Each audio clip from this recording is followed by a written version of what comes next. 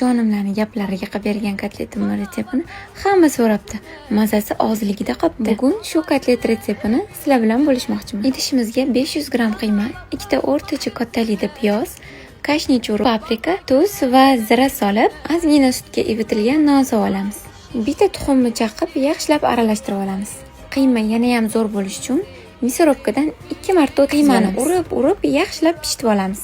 Va 1 soatga xolodilnikka olib qo'yamiz. Xolodilnikda tindirilgan qiyma ochilib ketmaydi, yorilib ketmaydi. Ichidagi nachinkalari ham oqib ketgan qiymalarimizni 100 gramdan o'lchab oldim.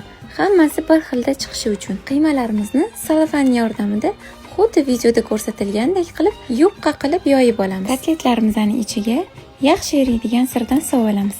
Qiymalarimizni ustini salofan yordamida yopib, yarim oy shaklida chetlarini yaxshilab bosib tugib olamiz. Qizib turgan skоворodkamizga kotletlarimizni solib, 2 minut oldini, 2 minut orqasini o'rta olovda pishirib olamiz. Qiymamizni yupqa yoyganimiz sababli ichlarigacha yaxshilab pishadi.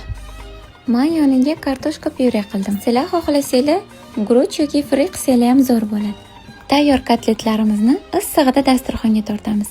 Buni sirlarini cho'zilishini qaranglar. Ichlari yumshoqqina sochniy bo'lib pishgan. Shu retsept asosida bir marta bo'lsa ham tayyorlab ko'ringlar. Video yoqgan bo'lsa, yurachani bosib, kommentariy yozib qo'ysanglar xursand bo'laman.